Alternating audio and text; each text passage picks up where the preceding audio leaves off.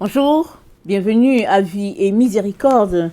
On est le 14 mai 2025, c'est Ursule. Amen. Alors, je viens parler du fait qu'il n'avait aucune idée de ce qui allait se passer. Amen. Et ça se trouve dans Matthieu 24, le verset 36 à 39. Alors, c'est dit, le titre c'est Exhortation à la vigilance. Amen. Alors, pour ce qui est du jour et de l'heure, personne ne le sait, ni les anges des cieux, ni le Fils, mais le Père seul. Ce qui arriva du temps de Noé arrivera de même à l'avènement du Fils de l'homme.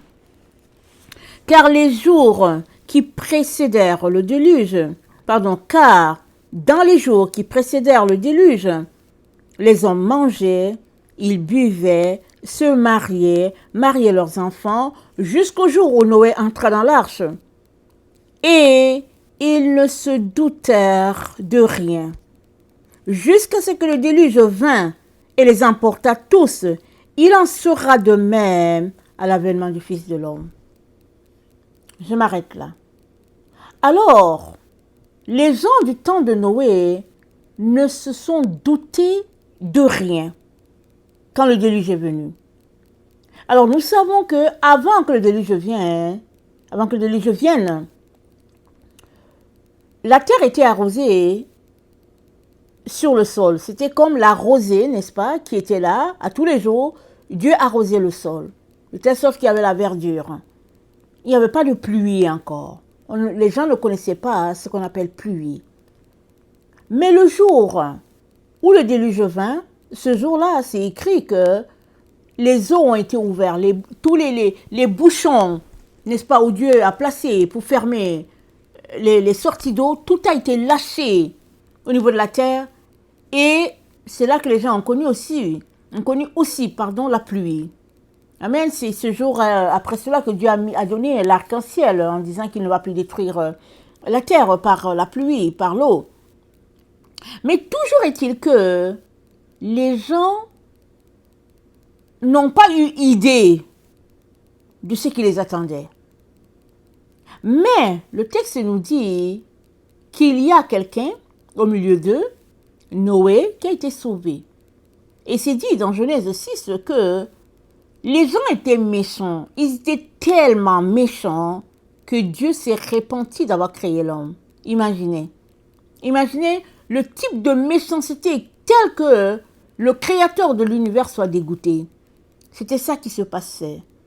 Mais au milieu d'eux, il y avait un homme, une famille, n'est-ce pas, qui a plu à Dieu et Dieu leur a fait grâce. Nous savons aussi, à partir de Genèse 6, que c'est à partir de là que les gens se sont mis, n'est-ce pas, à manger tout ce qu'il y avait sur la terre. Si nous retournons à notre texte de Genèse, on sait que Dieu a donné à l'homme et aux animaux, n'est-ce pas, de manger la végétation, de manger les fruits, les grains et tout, mais pas de manger l'animal, pas de manger son semblable. Mais les anges, n'est-ce pas, déchus, ont perverti tout sur la terre, si bien que la nourriture ne suffisait pas de les nourrir, parce que ces gens, ils avaient souvent, 7, 8 pieds, ils étaient énormes. C'était vraiment des tailles extraordinaires et des poids extraordinaires. Ils avaient besoin de nourriture. Donc ils se jetaient sur les animaux, ils se jetaient sur tout ce qui était là et puis ils mangeaient. Et Dieu a dit assez. Dieu en avait assez. Et nous sommes informés. Dans le texte, n'est-ce pas, de 1 Pierre 3, le verset 18, 1 Pierre, on y va dans 1 Pierre, c'est l'épître de Pierre. Alors, 1 Pierre 3, au verset 18 nous dit, Christ aussi a souffert, une fois pour les péchés, lui juste pour les injustes, afin de nous amener à Dieu, ayant été mis à mort quant à la chair, mais ayant été rendu vivant quant à l'esprit, dans lequel Aussi, il est allé prêcher aux esprits en prison, qui autrefois avaient été incrédules, lorsque la patience de Dieu se prolongeait au jour de Noé, pendant la construction de l'arche, dans laquelle un petit nombre de personnes, c'est-à-dire 8, furent sauvées à travers l'eau. Alors, on apprend à partir de ce texte que Pierre nous donne que les gens ont été incrédules. Pendant que Noé construisait l'arche, ils ne sont pas venus aider Noé à construire l'arche. Ils ont été incrédules. Donc, les eaux les ont emportés, ils se sont retrouvés dans le séjour des morts, et quand Jésus-Christ est mort pendant 3 jours, n'est-ce pas? Il n'était pas sur la terre, il était absent, n'est-ce pas? On sait que la terre a tremblé, tout est devenu ténèbres et tout, et puis, le 3e jour, après 3 jours, Jésus-Christ a ressuscité. Ce texte de 1 Pierre 3, n'est-ce pas, au verset 18, nous informe que Jésus-Christ était allé prêcher la parole à ces personnes-là qui ont été incrédules, n'est-ce pas, du temps de Noé. On n'est pas étonné que, à la résurrection de Jésus-Christ, Matthieu 27, le verset 52, nous dit ceci. Matthieu 27, le verset 52, nous dit, excusez-moi, Matthieu 27, le verset 52, ça nous dit, les sépulcres s'ouvrirent, et plusieurs corps des saints qui étaient morts ressuscitèrent. Étant sortis des sépulcres, après la résurrection de Jésus, ils entrèrent dans la ville sainte et apparurent à un grand nombre de personnes. Donc on n'est pas étonné que Jésus-Christ, n'est-ce pas, étant allé dans le séjour des morts, n'est-ce pas, leur prêcher la parole, on comprend qu'à la résurrection, ils sont venus, n'est-ce pas, à l'existence. Ils ont aussi ressuscité. Parce qu'ils ont fini par croire à ce que Jésus-Christ leur a dit. Parce que là, cette fois-ci, ils avaient devant eux, n'est-ce pas, Dieu, n'est-ce pas, en personne, c'est-à-dire dans la personne de son Fils qui était là. Alors, on comprend que la résurrection qui a eu lieu, plusieurs ont ressuscité, Jésus n'est pas monté au ciel tout seul. Tout ce cortège-là l'a accompagné, n'est-ce pas, parce que c'est une fête, c'était dans une symphonie extraordinaire quand Jésus-Christ est monté. Amen. Alors, on a un texte, n'est-ce pas, qui atteste ce qui s'est passé. Mais ces hommes-là, Dieu n'avait pas prévu pour eux qu'ils soient emportés. Le texte est court, c'est 1 Pierre 3, le verset 18 à 20, c'est court. Mais nous sommes informés que les hommes ont été incrédules.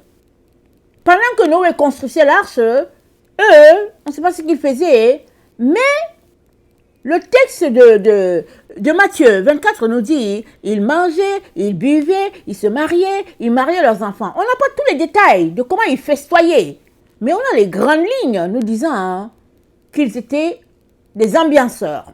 Amen, c'est ça qu'ils faisaient. Alors que Dieu avait donné une consigne, eux, ils n'ont pas obéi. Ils ne se sentaient pas concernés. Et mieux, ils étaient incrédules, ils ne croyaient pas que ça allait arriver.